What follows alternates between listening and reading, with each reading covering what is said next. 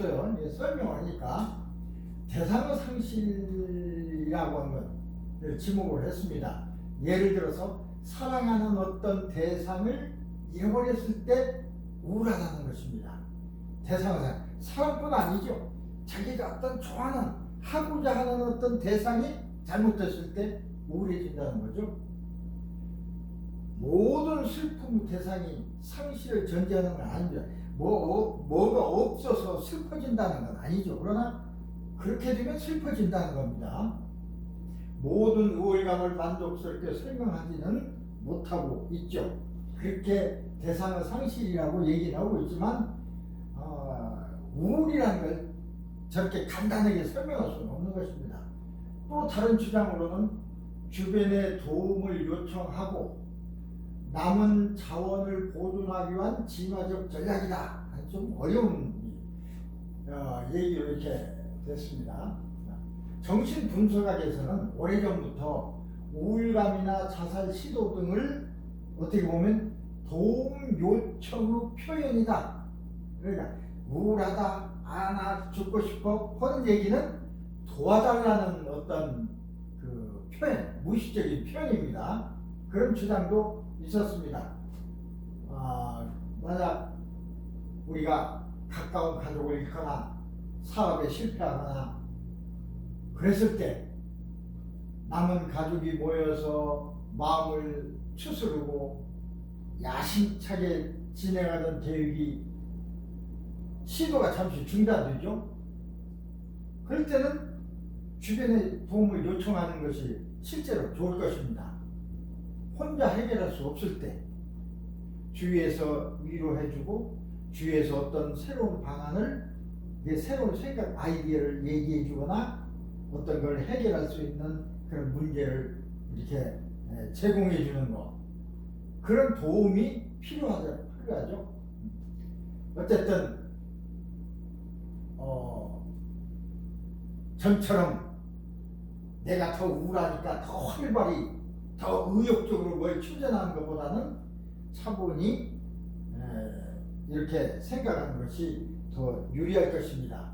이런 의미에서 우울과 슬픔은 어려운 상황에 빠진 자신에게 네가 보내는 일종의 경고신호. 그러니까 내가 나의 머리에서 뇌에서 나에게 보내는 경고신호. 우울하다. 내 몸 좀 우울하네. 그러면 그런 어려운 상황에 빠졌구나 하는 것을 보내는 신호죠. 그럼 어떻게 해야 됩니까? 그걸 적극적으로 막 해결이보다는 좀 더 돌아보고, 산후 우울증이라는 거 있습니다. 그러니까 애를 낳고 나서 우울해져요. 뭐 자신이 우울해질 이유도 없는데 우울해져. 또 뭔 어떤 어려운 일이 있거나 그런 게 아니고, 산후 우울증. 그런데 많은 여성이 그렇습니다. 슬픈 그런 기분에 빠집니다. 에드워드 하게는 이 산후 우울증이 여성에게 외부 세계에 관한 관심을 줄여줘 아이와 더 많은 시간을 보내게 하고 남편의 도움을 불러일으키는 기능이 있다고 얘기했습니다. 그러니까 우울하면 아무래도 다른 사람이 더 관심을 갖게 되죠. 관심을 요구하는 어떤 그런 행위라고 할까? 마음적인 우울감과 원해에 대한 사회적 경쟁 가설도 있습니다. 이것은 인간은 새로운 환경에 처해지면 자신보다 힘이 세고 쥐가 높은 사람에게 복종심을 보여줍니다. 어떻게 보면 이걸 우리는 다른 말로 아부한다, 아부 떤다 그러는데, 그것은 이 사람의 문제를 다른 사람이 쳐다봤을 때 하나의 자신과의 경쟁 상대가 더 잘 되는 그런 것을 표현하는 얘기로 왜 아부 떠냐 그러는데 일종의 복종심입니다. 그건 누구나 다 있어요. 그렇게 얘기하는 그 사람도 강한 자에게 복종하려고 하는 거죠. 그래서 공격당할 가능성을 줄이려고 하는 겁니다. 어떻게 보면 나의 방어 기작도 되고요. 살아나기 위한. 낯선 곳에 얼른 적응하기 위해서는 성급하게 내 자신을 나타내는 것보다 어떤 집단의 규칙이나 또 강한 그런 사람들에게 이렇게 복종함으로써 규칙을 따름으로써 유리하게 되는 것이죠. 그래서 우월감이라는 것은 그러니까 상대의 공격성을 낮추는 그런 행동에 관여하는 그래서 새로운 환경에 빨리 적응하도록 도와주는 마음가짐이다. 마음 변화다. 이렇게 생각할 수 있습니다. 물론 이러한 주장들이 우리가 겪는 모든 우울감과 슬픔을 다 설명해 주는 건 아닙니다. 이제 우울과 슬픔이 어떻게 생기느냐는 걸 생각하고 보니까 이런 이제 얘기가 나오는 거죠. 이런 경우는 그러니까 어떤 사람은 다른 사람보다 더 우울해져요. 어떤 사람은 같은 환경에 처하더라도 어떤 사람은 괜찮은데 어떤 사람은 걱정하고 우울해져. 사람에 따라 다르죠. 요거는 유전적인 어떤 그런 것이 있지 않은가 이렇게 생각도 됩니다. 우울감에 반응한 민감한 그런 유전자가 있는 것이 아닌가 이렇게 생각하는 거죠. 그렇게 얘기하는 사람도 있습니다. 그걸 우울 유전자라고 합니다. 우울 유전자 외에도 또 있어요. 우울 유전자가 없어도 우울해지는 요인이 또 있습니다. 자라온 환경입니다. 이 환경이 유전도 중요하지만 환경도 굉장히 중요하죠.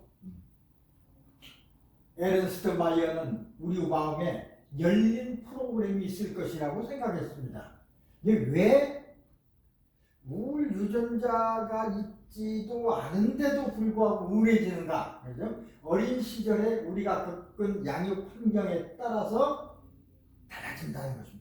우울한 환경, 걱정스러운 환경, 일이 잘 돼가지고 있지 않은 환경에서 살아온 사람은 더 우울해지죠.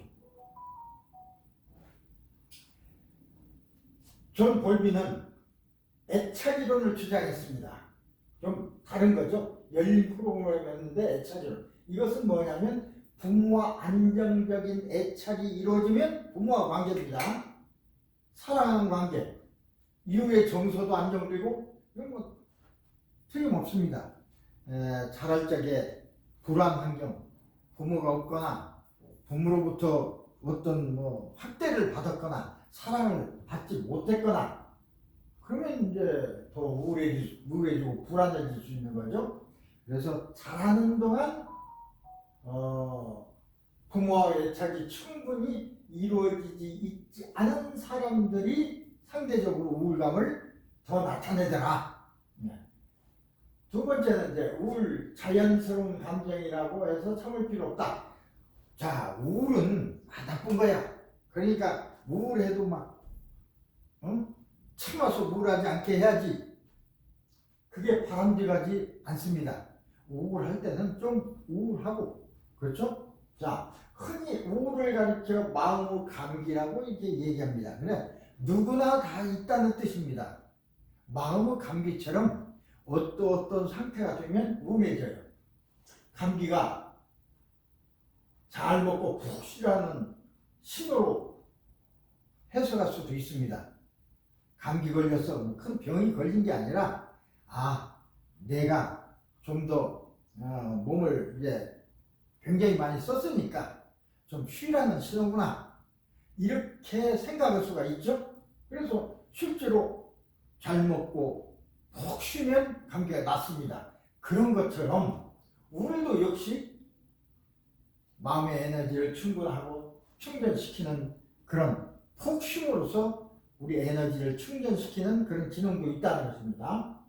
그러나 우울과 슬픔이 호흡에서 관찰되는 자연스러운 그런 감정이고 또 인간 생존과 번식에도 큰 도움이 되는 어떤 필요한 감정. 그러니까 우울이라고 해서 우울증은 병이지만 우울은 필요한 감정인 것입니다. 필요한 감정이기도 한 것입니다. 사소한 감기도 면역력이 떨어진 상태에서는 폐렴으로 발전할 수 있듯이 우리 우울감이나 슬픔도 역시 그대로 방치해버리면 병이 되죠. 병이 돼요. 일상생활을 영위할 수 없을 정도로 문제가 될 수 있습니다. 우울증, 그게 이제 우울증입니다. 우울증으로 발전하면 약 먹어서 치료할 수도 있고 여러 가지 도움을 받아서 치료할 수도 있지만 돌이킬 수 없는 그런 일을 발생하는 경우가 많습니다. 아까 올 때 들은 어떤 유명 가수 죽음 이런 것도 이런 우울증으로부터 아마 시작했을 것입니다. 그러니까 어떤 해결책을 받지 못하고 도움을 얻지 못하고 결국은 생을 마감해버리는, 우리가 보통 사람이 생각했을 때는 정말 어리석죠. 그보다도 더 어려운 사람이 있고 그보다도 더 못하는 사람이 있고 가난한 사람이 있고 더 못 배운 사람이 있고 더 못난 사람이 있는데 왜 잘나고 돈도 좀 있고 인기도 있고 잘나간 사람이 죽습니까? 우울과 슬픔은 거기에 지배당하기 때문에 그래요. 지배당하면 안 됩니다. 내가 그걸 해결해야지. 우울과 슬픔에 지배당하지 않고 극복하려는 노력이 필요한 것입니다.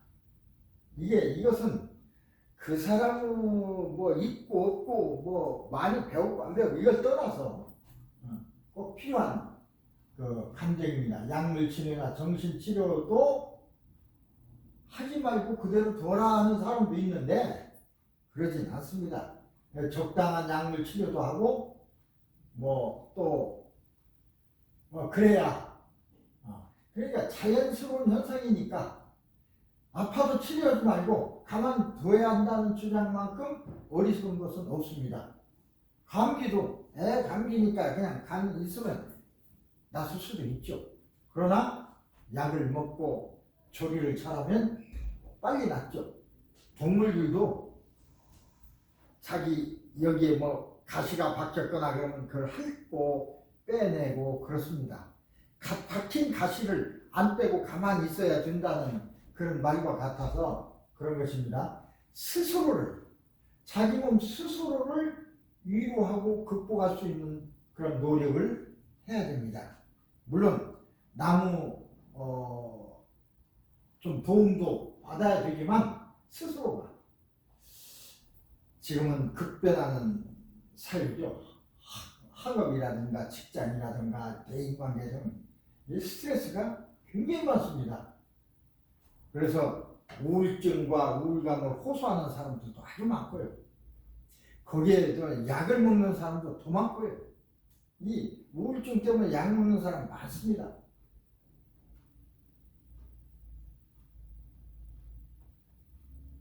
또 어떻게 보면 그런 것으로 성과가 많이 있고요. 치료 방법도 발달하고. 어쨌든 우리는 우리 마음속 깊은 곳에서 들려오는 이런 슬픔 이야기, 우울이라는 건 우리 마음에서 경고를 주는 거라고 그랬습니다. 거기에 귀를 기울이고, 야, 내가 왜 우울하지? 왜 내가 슬프지? 한 번쯤 생각해 보면, 무슨 일이 있었지? 무슨 일 때문에 일이 잘 안 돼서 그렇지? 좀 생각을 해보자. 이제 두고 그 원인도 생각해보고 막 급진적으로 그걸 해결하려는 것이 아니라 그래서 내 마음도 따뜻이 내 스스로가 감싸 안고 치료하듯이 이렇게 치유라고 그러죠. 치유. 마음으로 우울에 대한 가장 우울을 해결할 수 있는 가장 바른 답이 아닌가 이렇게 생각합니다. 자, 그러면 화와 분노, 조금 우울보다는 좀 강력한 것이죠. 분노가 화고 화가 분노인데 앵거죠. 앵거. 분노도 앵거라고 이제 우리 영어에서는 그대로 합니다. 화난 에피테토스는 화난 날들을 헤아려 보라. 나는 매일같이 화를 냈었다. 그러던 것이 이틀 만에, 다음에는 사흘 만에 화를 내게 되었다. 그리하여 만일 성냄을 한 달 동안 잊게 되거든 그때는 신께 감사의 제물을 올려라. 이게 화와 분노라는 게 얼마나 중요한 것인지, 그렇죠? 신께 감사의 제물을 올려라 할 정도면 화와 분노가 화를 낼 일이 없고 분노할 일이 없는 그런 사람이 어디 있습니까? 어쨌든 분노와 우울함은 어떻게 보면 우울이 커져서 분노가 되고 화가 된다고 그랬습니다. 그러면 우울은 작은 거고 분노는 큰 거냐? 그런 건 아닙니다. 어떻게 보면 저기 얘기했듯이 종이 한 장 차이. 그러니까 작은 종이 한 장 차이에 불과합니다.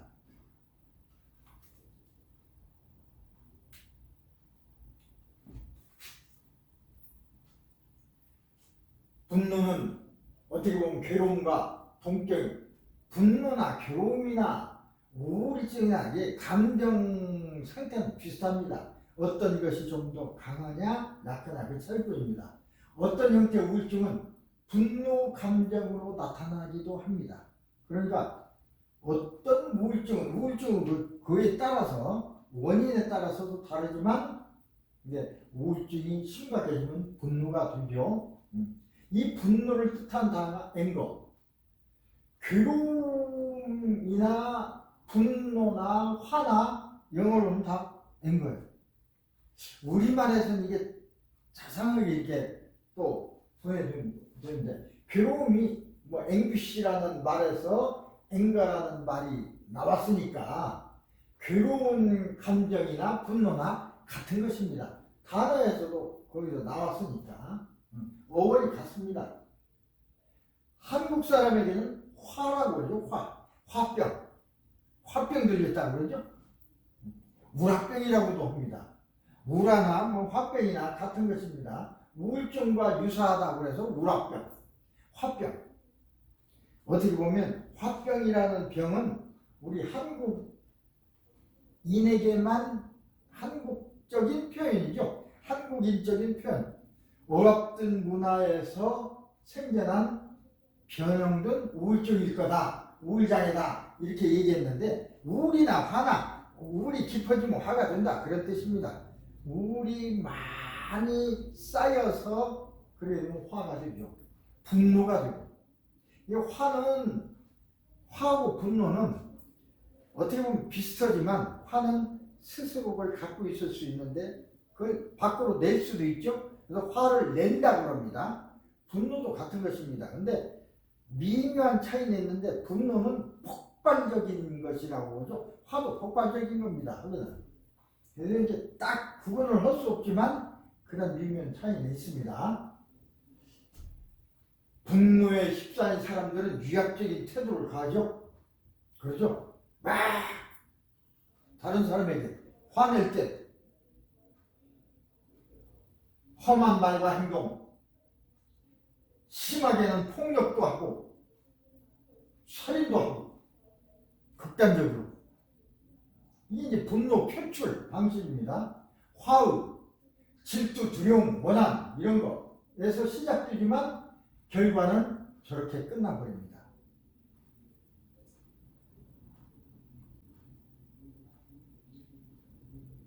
분노 대상은 여기서 나하고 전혀 관계없는 사람은 분노할 필요도 없고 관계가 없습니다. 주로 분노 대상은 가까운 가족, 나와 가까운 사람들, 가까운 가족과 동료, 친구, 나를 보호해주는 사람도 나와 친밀한 사람도 가족이고 친구인데 내가 분노하는 사람도 화내고 분노하는 사람도 가족과 친구예요. 인간관계에서 일어난다는 것입니다. 그래서 이런 것이 일어나면 인간관계에 영향을 미치고 주변 사람들에게 나의 주위 사람들에게 주위 사람을 불행하게 하는 그렇게 되죠. 그러니까 한 사람의 어떤 질병이 우울증이 예를 들어서 부부간에 와이프가 우울하다면 남편이 행복할 수가 없죠. 그죠? 거의 불행해집니다. 행복하지 않습니다. 그죠?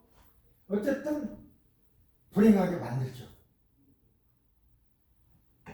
내 때문에 옆 사람이 불행해지니까 참아야지 참아야 하느니라. 물론 그런 소리가 많이 있지만 참는 것도 능사는 아닙니다.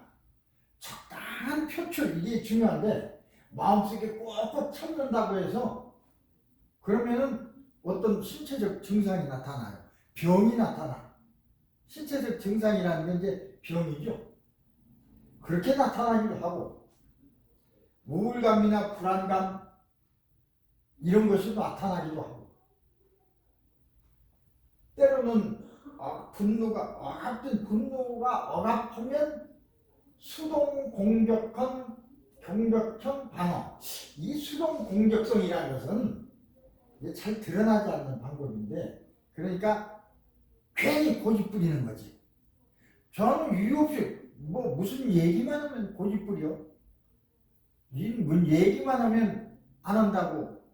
예를 들어 삐딱하고 고집 부리는 것도 어떻게 보면 수동적인 공격성입니다. 직접적으로 공격 못 하니까 삐치는 거예요. 얘기하면 그 사람 의견에 반대해서 그렇게 하는 것입니다. 그 사람이 뭘 부탁한 것에 기왕해주면서도 꾸물꾸물하고 소극적인 방법으로 그 사람을 공격하는 거죠. 그러니까 어떻게 보면 내가 이렇게 할 때 그 사람이 고집 부리고 막 하면 나를 직접 공격할 수 없으니까 수동적으로 공격하는구나. 그래서 그 사람을 미워하고 그런 게 아니라 왜 그랬을까? 저 사람이 나에게 왜 그럴까? 를 한번 생각해 보면 근데 그걸 또 위로해 주거나 해결해 줄 그런 더 큰 어떤 일을 당하게 할 그런 것을 없애줄 수가 있죠. 수동공격성은 쉽게 얘기하면 소심한 복수라고 생각할 수 있습니다. 직장이나 군대 등에서 이건 조직사회니까 불만을 가졌습니다. 부하가 불만을 가졌다고 해도 뭐라고 할 수 없죠. 그러니까 이렇게 맞아 무슨 명령을 하면 그걸 안 한다고 하거나 무슨 이유를 대가지고 안 한다고 고집부리거나 그렇게 표출하는 것입니다. 어쨌든 인간관계와 작업 능률에 지장을 주죠. 좋은 것은 아닙니다. 다 피해를 가져오는 결과가 되는 것입니다. 이렇게 화라는 건 이런 건데 우리 인류는 누르면 안 된다고 했지만 이런 화를 누르면서 지나해 왔습니다. 많은 문화권에서 화와 분노를 직접 표현하는 것을 무례한 행동으로 간주합니다. 그렇죠? 화를 내고 그러면 무례하죠. 무례하다고 하죠. 영국, 프랑스 등 그 상류 사회에서도 역시 마찬가지. 거기서도 양보가 예의다. 양보라는 것은요, 자기가 하고 싶은데도 억제하고 하는 거죠.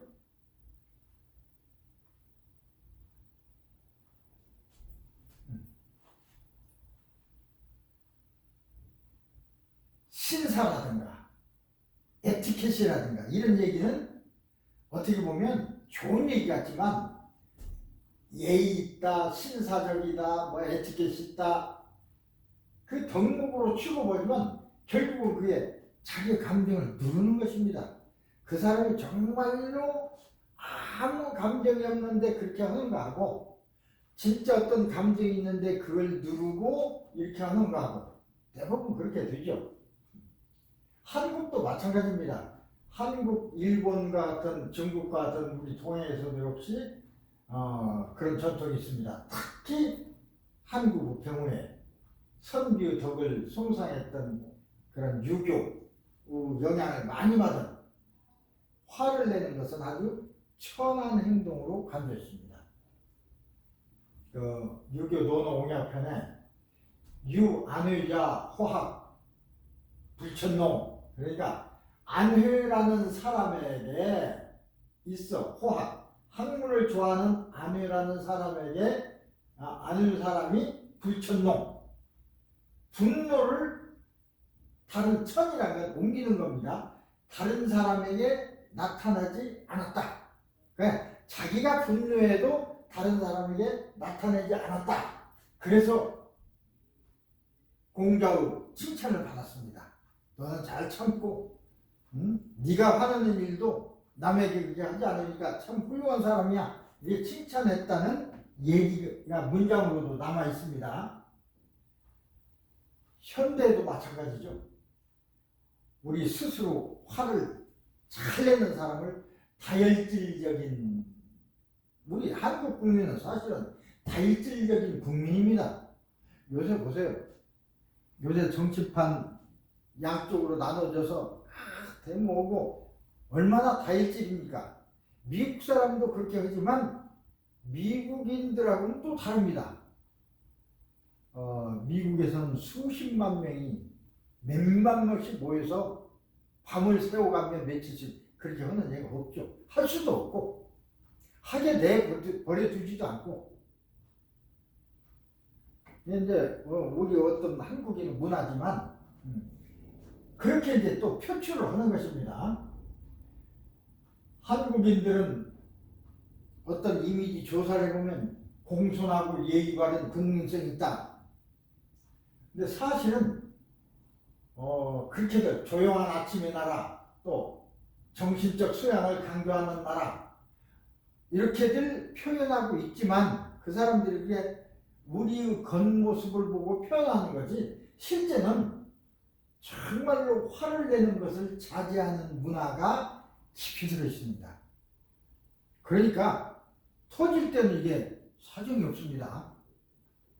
그래서 미국처럼 한국은 데모를 한다 하더라도 그대로 그냥 큰 사고가 있지 않는 한 그대로 두죠. 표출을 해야 돼요. 그것마저 막아버리면 정말로 큰일이 날 수도 있죠. 적당한 표출이라는 건 그래서 중요한 것입니다. 어쨌든 화를 자제하는 문화가 우리에게 아주 깊이 되어 있습니다. 다른 문화권에서도 마찬가지입니다. 화를 함부로 내지 않도록 한다거나 화를 평화적으로 다스리도록 한다거나, 예를 들어서 흑인들도 칼라하리 사막에 원시적 채집 생활을 하고 있는 부시민족이 있습니다.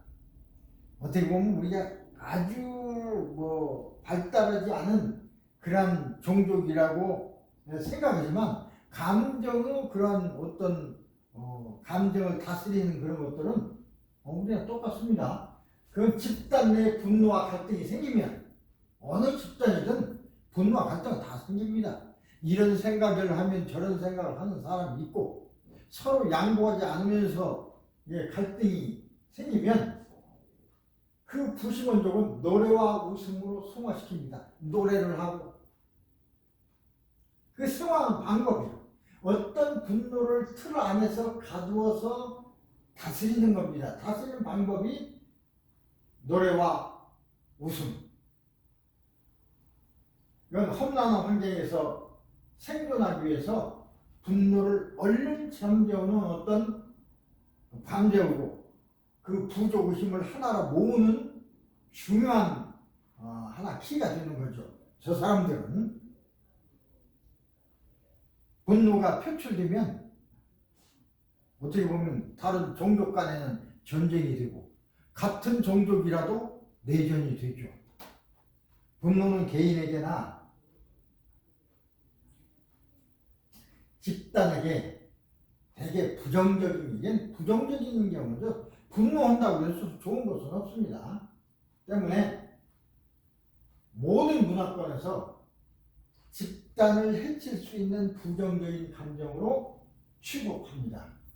그리고 그것을 억누르도록 가르치고 있죠. 자, 그렇다면 왜 우리는 화를 내는가?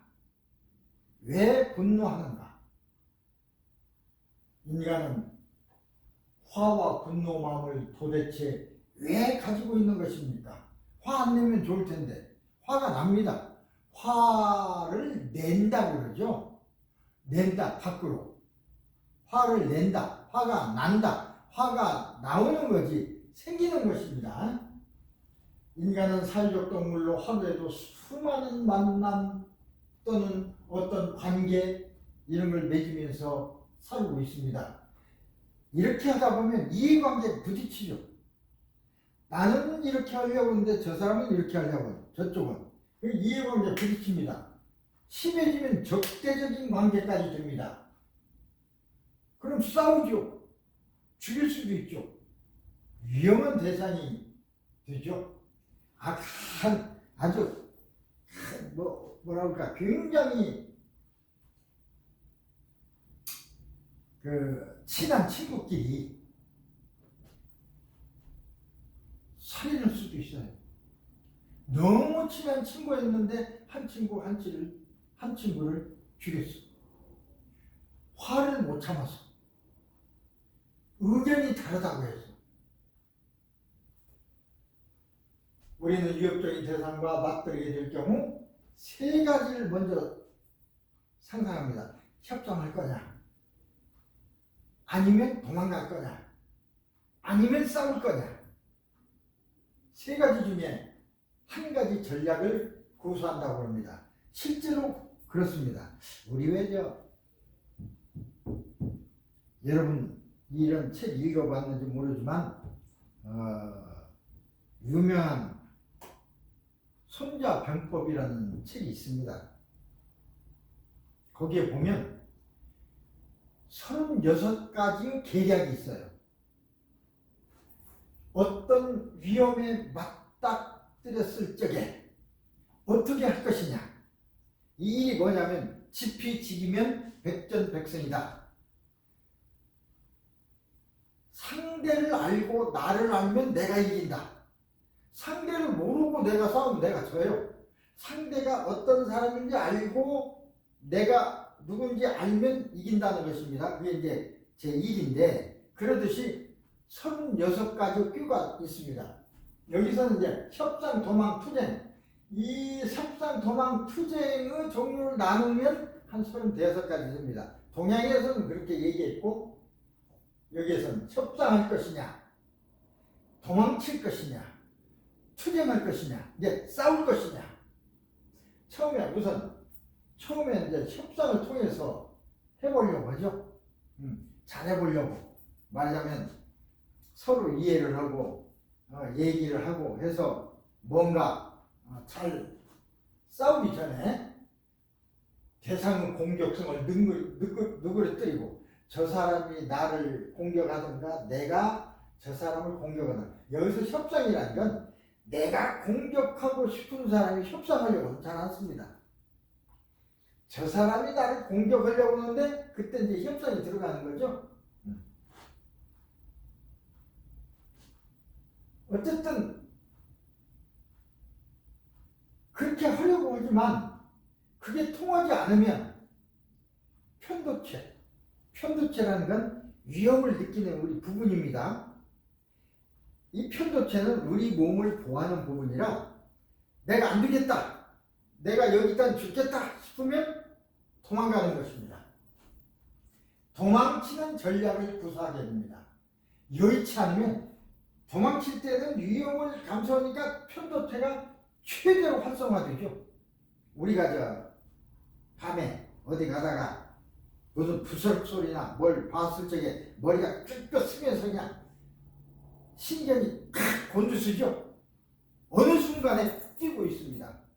내가 도망가야지 생각을 안 했는데 도망가고 있어요. 나중에 뛰다 보면 내가 도망치고 있네. 그 판단을 편도체 가는 거예요. 생각은 좀 나중이죠. 어쨌든 도망치는 전략을 구사합니다.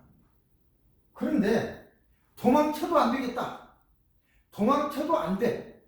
나는 문제가 발생했을 때는 어떻게 해요? 최대로 편도체가 해서 이제 투쟁해야죠. 싸매야죠. 죽든 살든. 거기서 이기면 내가 사는 거고, 지면 죽는 거고, 공격을 하게 됩니다. 이것이 화이고 분노입니다. 화와 분노 같은 거죠. 화난다, 분노, 말만 조금 다른 거지. 어쨌든 어떻게 민요에 따지면 조금 다를 수도 있어요. 신경정제학자인 에른스트 펠과 시몬 갈턴은 분노 표현이 주는 효과에 대해서 무관용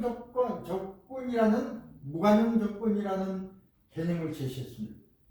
분노하면 당장은 큰 비용을 치르게 되지만, 장기적으로 봤을 때는 큰 비용을 치르게 되지만, 장기적으로 봤을 때는 분노하는 사람들에게 다른 사람이 함부로 대접을 못하죠. 내가 확 내면 상대편이 나에게 공격을 멈추고 달라들지 않죠. 이렇게 화를 내? 그러면서 물러납니다. 물론 싸울 수도 있지만. 그러니까 화낸다고 하는 것은 어떻게 보면 전혀 나쁜 것만 아닙니다. 다른 상대가 나를 함부로 공격하지 않도록 사인을 주는 거죠. 그래서 원시사회에서 분노는 생존을 위한 유리한 전략이었을 거다. 우리 왜 원숭이나 이런 데 보면 어떤 일 보면 으르렁거리죠. 으르렁. 사자도 으르렁, 개도 으르렁. 분노를 보이면 물러가.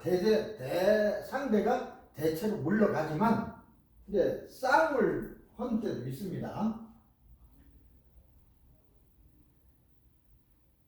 이 사람들은 컴퓨터를 위한 게임 이론으로 이러한 가설을 말했는데, 어떻게 보면 그럴듯하지만 오늘날에 와서 이걸 적용하려고 하면 곤란합니다. 옛날에는 그랬을 수 있어요. 근데 오늘날에 내가 저 사람 공격을 방지하기 위해서 내가 화를 낸다, 으르렁거린다, 곤란할 수 있습니다.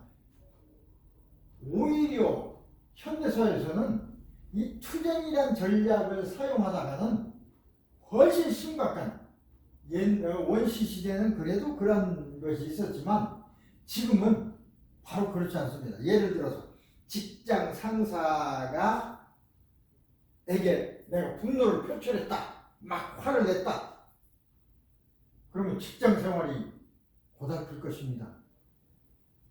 화를 낸다고 해서 직장 상사가 그걸 안 해줍니까? 현대에서는 그렇지 않죠. 고분고분하지 않는다고 해서 배우자에게 막 화를 내. 배우자가 자신을 낮추고 이해하고 그럴 수도 있지만, 요새는요, 같이, 그러니까 감정이라는 건 똑같아요. 내가 화날 정도면 저 사람도 화를 내는 거야. 그러면 그래서 요새 이혼들이 많아지죠. 상대편 감정을 받아들이지 않습니다. 이혼 서류를 받거나 경찰에 신고할 것입니다.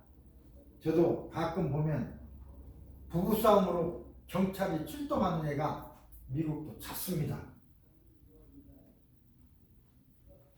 그게 화와 분노 때문에 그러죠. 우리는 옳지 못하다고 느꼈을 때 분노합니다. 나 느낌이죠. 내가 옳지 못하다고 느꼈을 때 분노하는 거죠.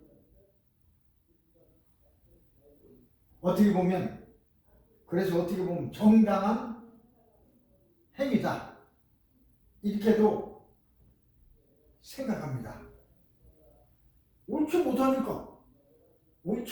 행위를 보고 왜 가만히 있냐, 또 그렇게도 또 많이 하죠. 물론 옳지 못한 어떤 것을 보았을 때는 분노하고 저항해야 하기도 합니다. 그게 정당한 행위니까. 사람들은 대개 분노를 분노한 후에 시원한 것도 느낍니다.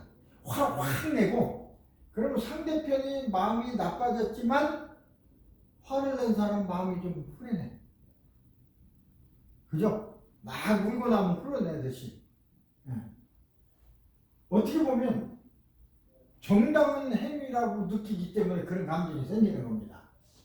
자신이 할 일을 했다고 느끼기 때문에.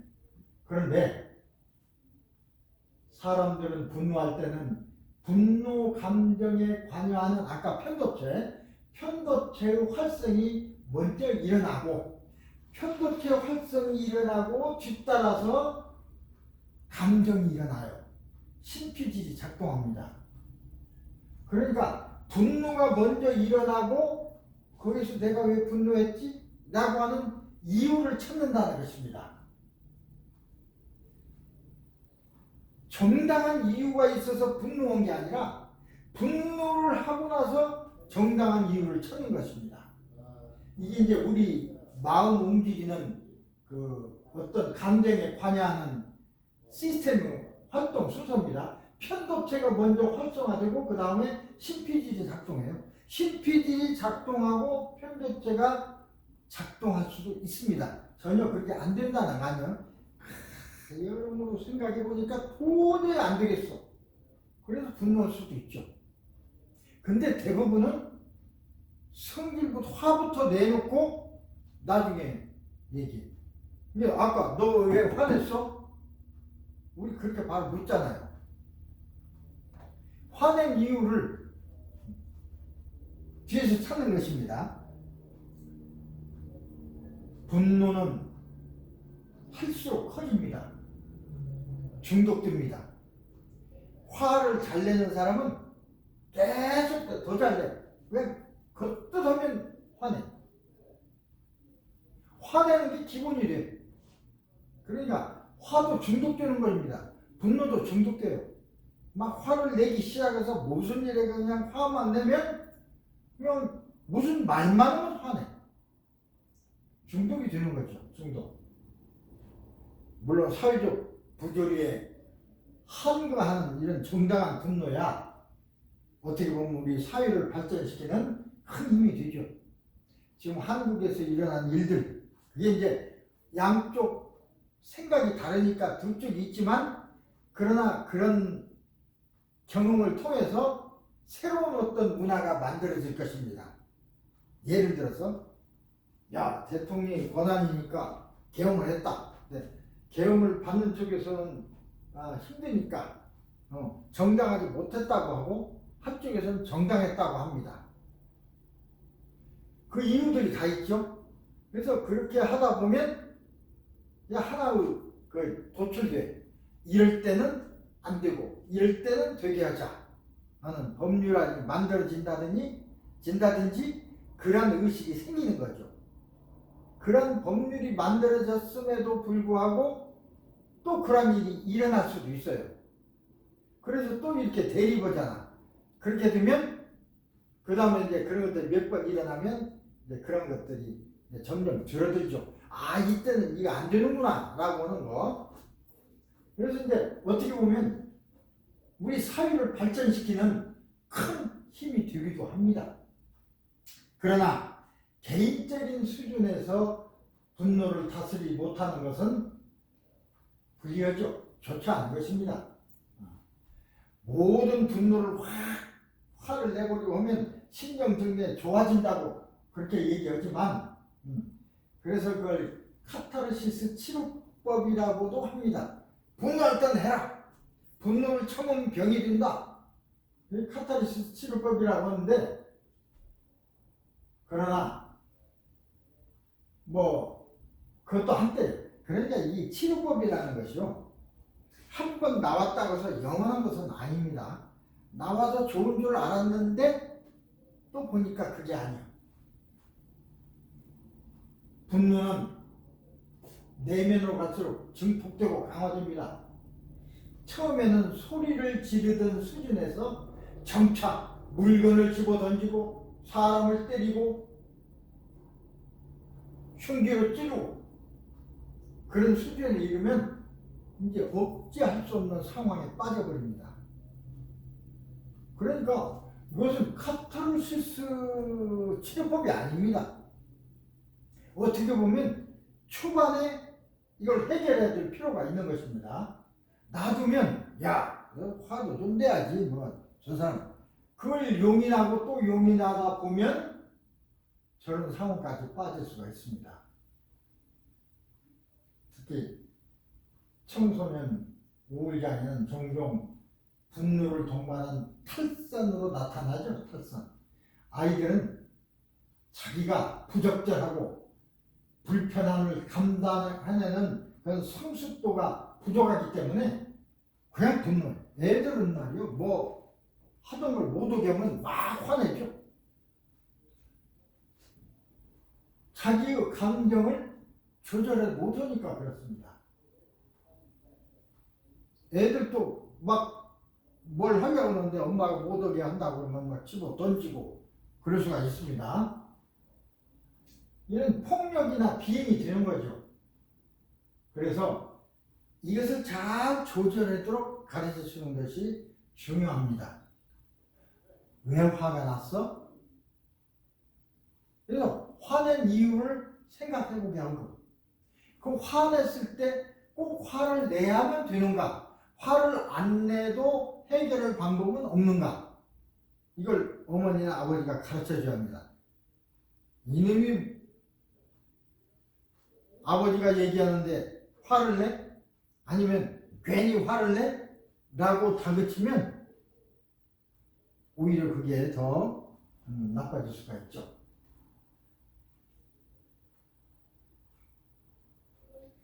분노가 잘 조절되는 건 아니죠.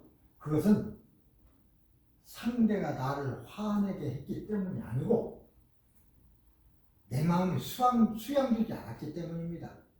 분노를, 화를 이렇게 가라앉히지 못한 이유는 내가 수양되지 못했기 때문이지 상대편이 나를 화나게 누구든 얘기하면 네가 나를 화나게 했잖아 그러죠. 그게 아니고 내가 부족한 탓이라고.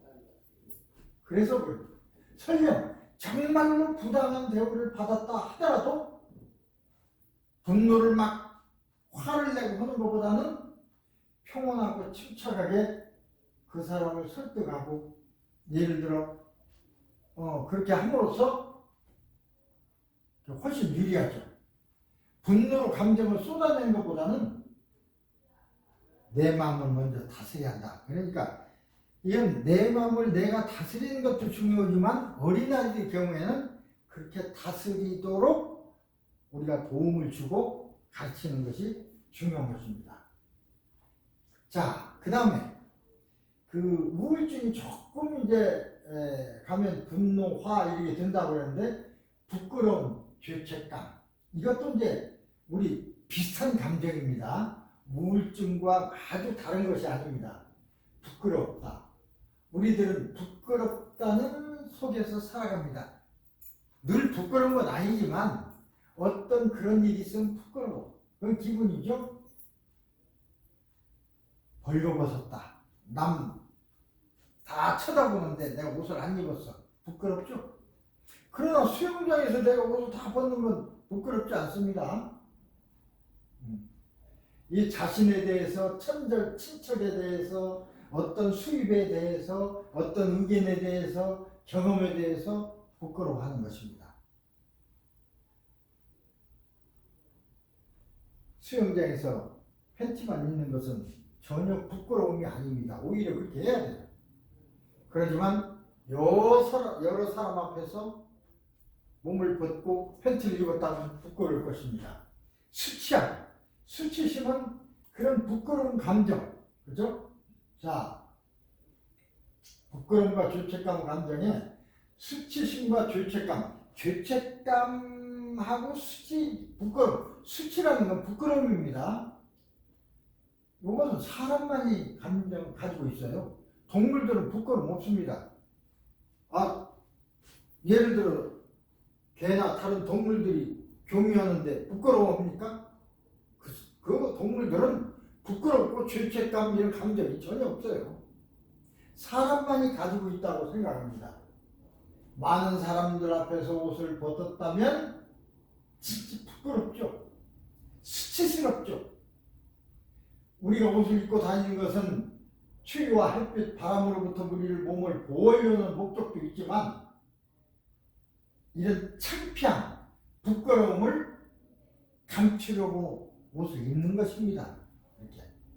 근데 이게 안 입으면 부끄러우니까 옷을 걸친 거죠.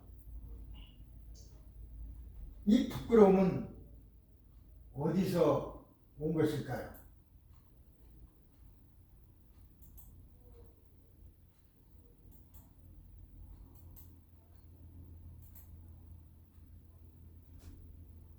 태초에 인간 아담과 이브는 최초의 인간이라고 그렇게 성경에 나와 있죠. 아담과 이브가 부끄러웠다는 그때는 다 없었으니까 부끄러움 몰랐습니다. 부끄러움이라는 단어조차가 없었어요. 이런 종교적인 얘기를 하지 않더라도 동물들이 옷 입습니까? 안 입죠. 부끄러움 없습니다. 죄책감도 없어요. 그런 짐승이 없습니다. 분노, 우울, 불안 이런 감정과 달리 분노, 우울, 불안 이런 감정은 동물들도 있습니다. 그런데 부끄럽고 죄책감 이런 것은 사람만이 가지고 있는 겁니다. 인간만의 감정이죠. 인간만의 감정이라고 할 수가 있습니다. 죄책감은 양심, 죄책감이니까 양심이죠. 이제 우리말로 해서 여러 말이 되지만 양심. 프로이트는 토테무스 터브라는 책에서 터브, 금기죠, 금기. 금기에 관해서 얘기하면서 이런 얘기했습니다. 우리에게 터붓이 금기로 되는 것은 신성하면서 불결한 것이고 신성한데도 불결해. 더러운데도 순결한 것이다. 우리가 성기를 가지고 있고 성적인 문제에 있을 때 신성한 것입니다. 그런데도 불결하게 생각합니다. 어떤 때는 더러운 것이라도 순결하게. 이 말을 풀어보면 우리가 간절하게 소망하는 것들 상당수는 우리에게 금기되는 것이고 따라서 우리가 그런 대상에게 매혹되면서도 한편으로는 거부하는 이중적인 감정이죠. 근데 신성하다, 불결하다, 더럽다, 순결하다, 깨끗하다, 순결이란 깨끗이야. 깨끗하다. 이중적인 감정이에요. 신성하다고 생각하면서도 불결하게 생각하는 것. 똑같은 것에 대한 두 가지 감정. 이런 경우 많죠. 특히 우리 인간사를 이루면서 공동체의 질서를 유지시키기 위해서라도 개인의 욕망은 여러 가지로 규칙이라든가 어떤 제도로서 통제되고 억제되죠. 마음대로 다 할 수가 없습니다. 다른 사람의 재산이 탐난다고 해서 함부로 빼앗으면 안 되죠. 동물들은 함부로 빼앗아. 더럽더라도 덥더라도 더럽다가 아니라 덥더라도 공동장소에서는 벗으면 안 돼. 화가 나도 다른 사람을 해쳐서는 안 돼. 그게 이제 규범이고 법규죠. 법률이고 예절이고. 예절이라는 것도 하나의 법규, 법률이나 같은 것입니다. 예절은 그냥 지켜라는 것이지만 법률은 지키지 않으면 벌을 받는 거고, 그러나 자관 억제하는 것은 같습니다. 이런 규칙들이 오랜 시간 내려오면서 우리 마음속에 내재되어서 욕망을 억제하는 그걸 우리는 양심이라고 합니다. 내 스스로 억제하는 걸 양심이라고 그러죠. 죄책감은 양심입니다. 양심이 나온 것이 죄책감이에요. 그죠? 죄책감이란 내가 느끼는 감정이니까 다른 사람이 뭐 느끼게 해서 그게 아니라 내가 일을 했는데 죄진 것 같아. 하지 않아야 될 걸 한 것 같아. 그게 죄책감이죠.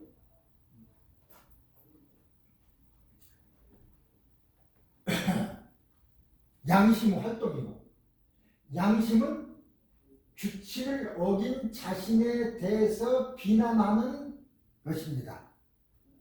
규칙을 어긴 나 스스로를 비난하는 걸 양심이라고 해요.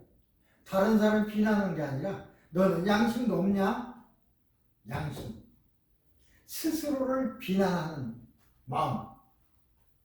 자, 수치심에서 좀 더 우리가 생각해 봅시다. 외부 시선이 만들어내는 수치심. 그러니까 수치심이 양심, 내부적인 어떤 규율에서 양심이 발생하죠. 그게 죄책감입니다. 이 수치심은 내부에서 생기는 게 아니라 외부 때문에 생깁니다. 예를 들어 아까 얘기했죠. 그냥 내가 여러 사람이 있는데 벌거벗어서 얼마나 수치스럽습니까? 그건 죄의식이 아니라 수치야, 부끄러움. 그러나 아무도 없을 때 내가 벌거벗었어. 수치스럽습니까? 안 그렇죠?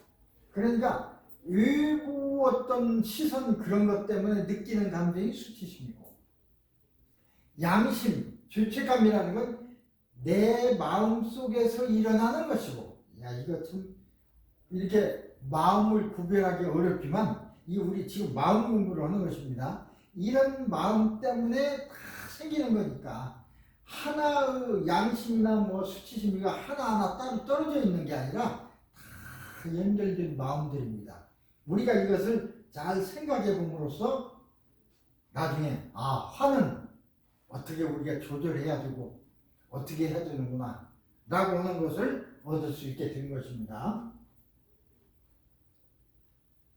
죄책감과 수치심은 비슷한 감정이지만 상황은 다르죠. 자, 아주 낮은 점수를 받은 성적표를 부모에게 아버지한테 줘야 하는데 이게 얼마나 부끄러워. 그죠? 부끄럽죠. 아버지 어머니에게 형제한테 그 성적표를 내려면. 그러나 죄책감 없어. 죄진 것은 아니죠. 부끄러운 것이지. 그죠? 그러나 남몰래 컨닝을 했어. 컨닝을 해서 100점 맞았어. 100점 맞아서 남들이 좋아할지는 몰라도 양심은 있죠. 양심. 죄책감은 있는 것입니다. 왜? 컨닝해서 맞았으니까. 컨닝은 사실은 본인만이 아는 거죠. 그게 죄책감이에요. 그러니까 부끄러움은 죄가 아닙니다. 느끼는 그냥 감정이고, 죄책감은 그 양심, 죄. 그래서 죄책감이나 수치심뿐만 아니라 자신의 부족함을 자각해야 하는 상황에서 느끼는 전반적인 감정 상태가 죄책감, 수치심 다 그런 것입니다. 그러나 이건 좀 다릅니다. 죄책감은 수치하다고 해서 죄책감을 느끼는 건 아닙니다. 그러나 죄책감이 있으면 수치스럽습니다. 아주 나누기가 어렵죠. 어떻게 분명하게 죄책감, 수치심을 딱 나눌 수는 없죠. 그런 감정이라는 거지. 왜? 겹치니까. 베네딕트는 국화와 칼이라는 책에서 서양인과 이제 일본 사람들이 서양하고 가장 먼저 뭐라 그럴까 접촉했으니까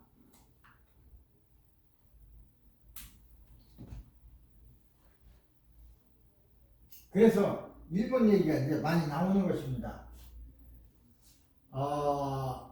일본 문화를 비교해서요. 일본 문화라면 동양 문화나 같은 것입니다.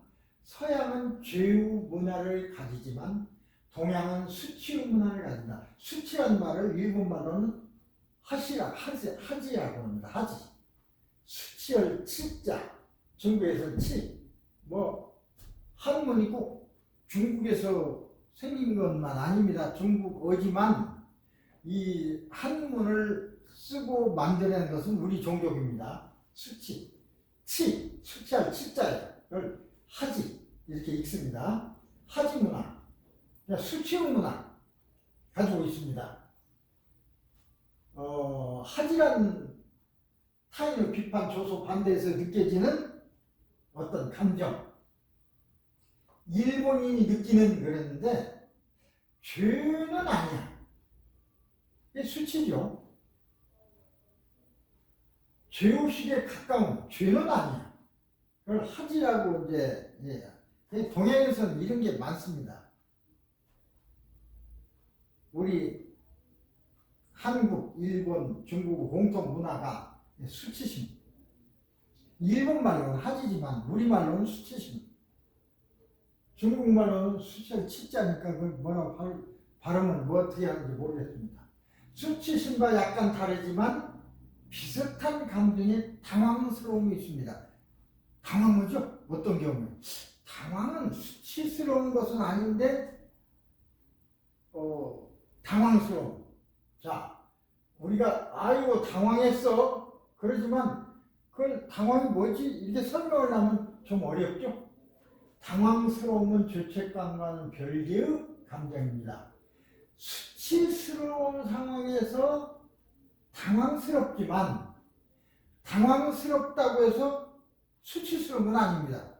당황은 마음으로 일어나는 어떤 감정, 그렇죠? 당황스러운데 수치스러울 때도 있지만 그렇지 않을 때도 있어요. 그러나 수치스러우면 당혹스럽습니다. 수치심과 죄책감은 인간이라면 당연히 가져야 하는 감정이라고 생각합니다. 이런 감정이 없으면 되겠습니까? 사람이 수치심도 느끼고 죄책감도 느껴야지. 수치심, 죄책감이 없으면 동물이나 같죠. 하지만 어떤 상황에서 그러한 감정을 느끼게 되는지는 각각 다릅니다. 심지어 같은 문화권에서도 다릅니다. 한국 사람 다르고 일본 사람 다르고 중국 사람 달라요. 그 정도가. 전체적으로 보면 수치 문화지만 달라요. 자, 예를 들어서 명동 한복판에 수영복만 입고 다니라고 하면 없이 부끄러울 것입니다. 수치스럽겠죠. 그러나 해수욕장이라면 당당하죠. 수치심 없습니다. 당혹스러움 없습니다. 오히려 해수욕장에서 옷 입고 있는 것이 좀 이상해. 그죠? 그러니까 이건 상황에 따라서 다르다 일어나는 감정이다. 그런 소리입니다. 수치와 부끄러움은 기본적으로 다른 사람과 관계에서 유발되는 감정 상태입니다. 그러니까 내 스스로 유발되는 것은 아까 양심 이런 것이고 수치심, 부끄러움 이건 나하고 저 상대편 때문에 일어난 감정이에요. 상대편이 없으면 수치스러울 거 없죠. 나 혼자 있는데 벌거벗었어. 뭐가 수치스럽습니까? 뭐가 당황스럽습니까? 다른 사람이 있는데 내가 벌거벗어서 수치스럽고 당황스럽죠. 어쨌든 아주 복잡한 감정입니다. 문화적 배경이나 개인적 배경에 따라 차이가 큽니다. 세 번째는 사이코패스와 도덕적 마조시즘. 사이코패스라는 말을 많이 들었죠. 마조시즘하고는 좀 반대적인 그런 것입니다. 수치심과 죄책감이 현저하게 낮아. 정말로 수치스러운데도 불구하고 그런 감정이 낮아. 거부감이 없어. 그렇기 때문에 어떻게 보면 공동체의 규칙을 무시하고 피해를 주기도 하고 그렇습니다.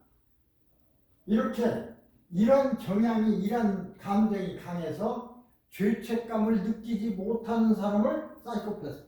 너 사이코패스냐? 그런 소리였죠. 죄책감을 느끼지 못하는 사람 많죠. 반대로 스스로 망신당하고 수치를 당하는 것을 모르는 게 이제 사이코패스고, 그걸 오히려 즐기는 사람이 있어.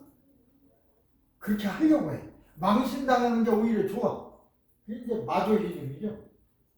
피학증이라고도 합니다. 학대를 받음으로써 받는 것을 좋아하는 것. 누가 학대받는 걸 좋아합니까? 예, 병이죠. 학대받는 게 좋아하는 것은.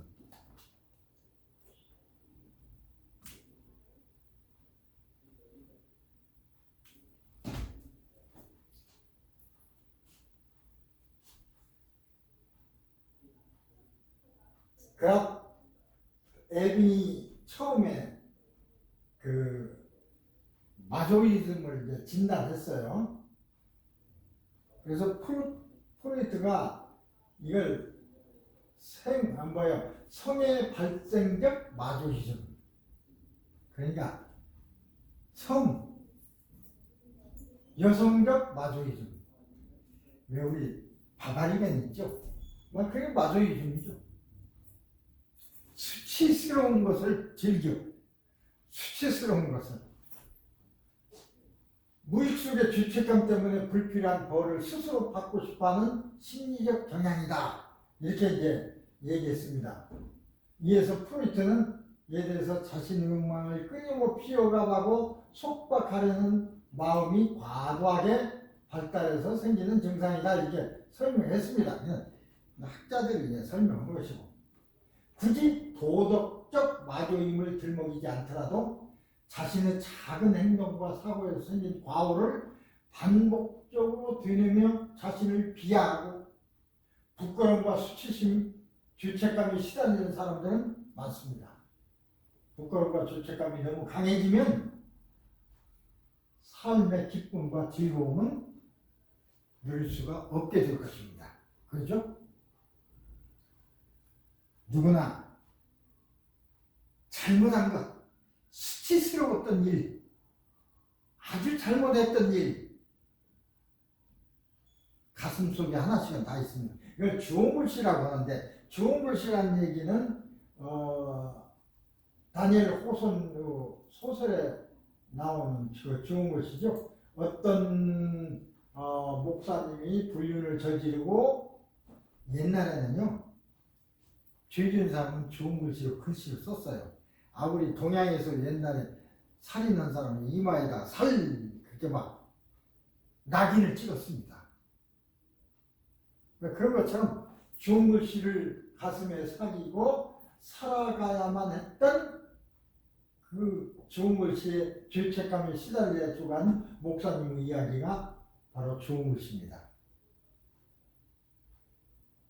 어떻게 보면 하나씩 우리는 가슴에 새겨진 주홍글씨를 숨기고 살아야만 하는 그러한 인생인지도 모르겠습니다. 모두에게 저마다 주홍글씨가 있다고 할까요? 없는 사람도 있겠지만 거의 다 있을 것입니다.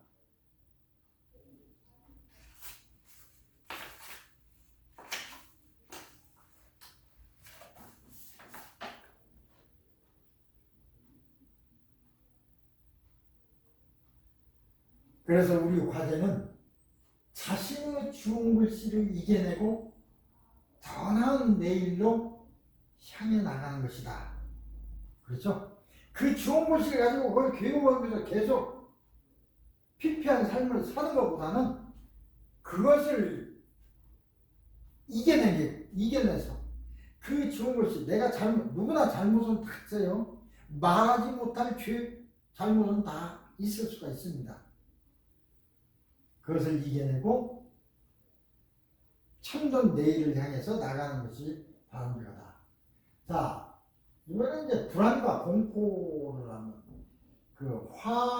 불안, 공포, 이것이 이제 지금 화가 나고 그러는데 이 감정입니다. 불안한 감정, 공포.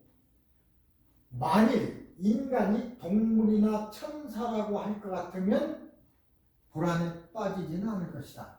천사들은 이제 그런 감정이 없다는 뜻이겠죠. 인간은 불안을 가지는 자요. 그가 가지는 불안이 깊으면 깊을수록 그만큼 인간은 위대한 것이다. 어떻게 보면 불안과 공포라는 것이 인간을 발전시키는 하나의 요소이기도 합니다. 이게 깊어지면 이제 병이 되고 남에게 해롭게 되고 그런 것이 문제가 되죠.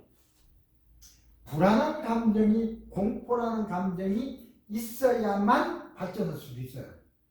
예를 들어서 큰 맹물이 있는데 불안한 마음도 없고 공포심도 없어서 마구 건너다가 죽을 수도 있잖아요. 저 물이 너무 깊어서 내가 죽지 않을까? 이런 불안과 공포. 그래서 그걸 잘 이렇게 이해하고 잘 조사해보고 그래서 생활이 향상되는 것입니다. 그러나 이런 불안과 공포가 심해지면 이제 화도 내고 싸움도 하고 그렇게 되니까 감정은 이성보다 열등한 것인가? 조금만 더 하겠습니다. 오늘은 11시 30분까지 해서 마치도록 하겠습니다. 방영한 지 꽤 오래됐지만 한국에서도 인기 있었던 스타트rek이라는 드라마가 있습니다. 여러분 글쎄 오래된 일이라 여러분 뭐 이렇게 자고 스타트rek이라는 거 하면 쳐보시면 나와요.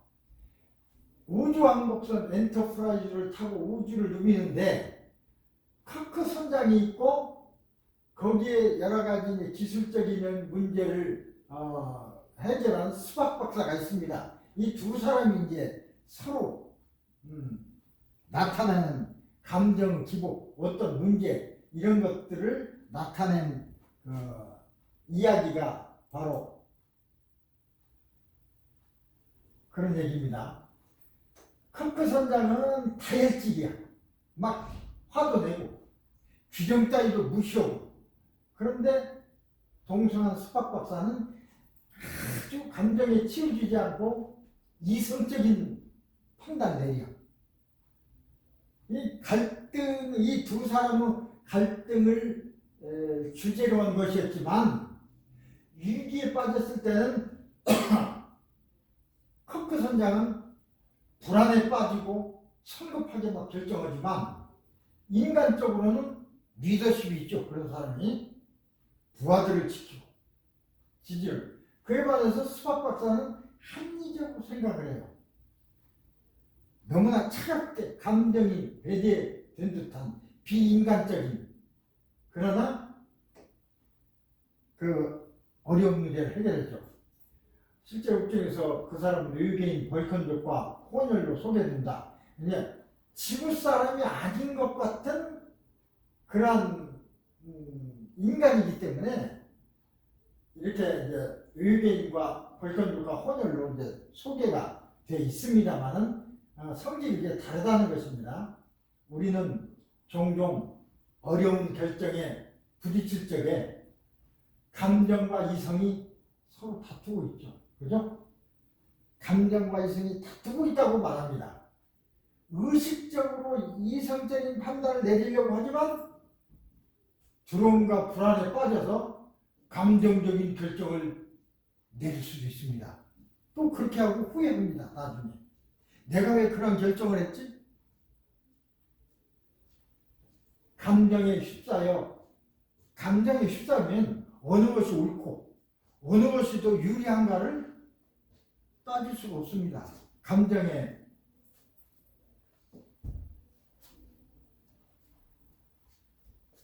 그래서 감정과 이성이 가르치는 것이 서로 다릅니다.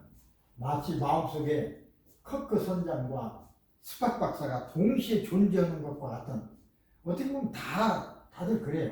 그래서 우리는 이런 경우를 흔히 머리와 가슴이 싸운다.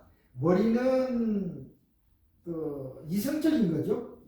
가슴은 감정적인 거고 또는 이성과 감정이 부딪힌다. 이런 얘기들을 많이 합니다. 자, 요거 이제 이 얘기만 하고 정리를 하겠습니다. 불안과 공포는 생존을 위한 이성적 판단에 큰 영향을 끼치는 감정입니다. 그러니까 불안, 공포라는 것은 꼭 나쁜 것이 아닙니다. 생존을 위한 이성적 판단에 불안과 공포가 꼭 있어야 되는 감정입니다. 심하면 병이 되지만 실제로 우리 감정과 이성은 분리되어서 있는 것 같지만 실제로 그렇지 않습니다. 버러스키너라는 사람은 이렇게 얘기했죠. 우리는 모든 감정이 무익하다는 걸 알고 있습니다. 감정은 마음의 평화를 찾는데 나쁠 뿐만 아니라 혈압에도 좋지 않아요. 밀턴 2에서. 하지만 근래 와서는 이렇게 별개로 생각하는 이분적인 생각은 옳지 않다고 보고 있습니다. 감정은 이성보다 열등하다. 감정은 막 화내고 그런 거니까 이성적인 것보다 나쁘다. 그렇게 생각하는 것도 매우 잘못된 것으로 간주합니다. 그 이성도 있고 감정도 있어야 되는 것입니다. 여러 가지 감정 중에서 이성적 판단에 큰 영향을 끼칠 뿐 아니라 인간의 생존과 안위를 위해 유리하도록 진화된 감정이 바로 불안과 공포입니다. 우리가 지금 불안, 공포 뭐 이런 얘기를 하는 이유는 화를 이해하고 어떻게 제어할 수 있느냐, 이걸 궁극적인 답을 찾아내기 위해서 이런 얘기를 하는 겁니다. 불안과 공포. 불안과 공포는 우리를 다치게 하거나 불리해지거나 생명이 끊어질 수 있다는, 그렇게 여겨지는 생존과 뭐라고 할까요? 안전에 위협받을 때 생기는 마음이죠. 그런데 그런 경우에도 그런 공포심이 일어나지 않으면 문제가 되는 겁니다. 생명을 유지하고 자식을 번식시키는데 꼭 필요한 감정으로 인간뿐만 아니라 이건 모든 동물에 다 있는 불안, 공포는 다 있다고 그랬습니다. 불안이라는 감정은 경험이 쌓여서 만들어지는 적응적인 가치. 이게 불안이라는 것은 처음부터 불안한 게 아니라 이런 일이 생겼었어. 그런데 나빴어. 다음에도 이런 일이 생기네? 그게 불안하죠. 그게 불안입니다. 근데 경험적으로 만들어지는 것입니다. 예를 들면 동물에서 뛰어나온 사자를 보고 불안을 느끼는 사람은 그렇지 않은 사람보다 목숨을 부지할 가능성이 높아질 것이다. 사자가 남았는데 불안하지 않으면 어떻게 돼요? 사자한테 물릴 수 있죠. 근데 다른 동물 물거나 다른 사람을 해치는 걸 보고 나서 사자가 뛰쳐나오면 불안해서 도망가거나 다른 행동을 취하죠. 불안이 해야만이 목숨을 부지할 가능성이 높아진다는 소리입니다. 불안은 필요 없는 것이죠. 불안은.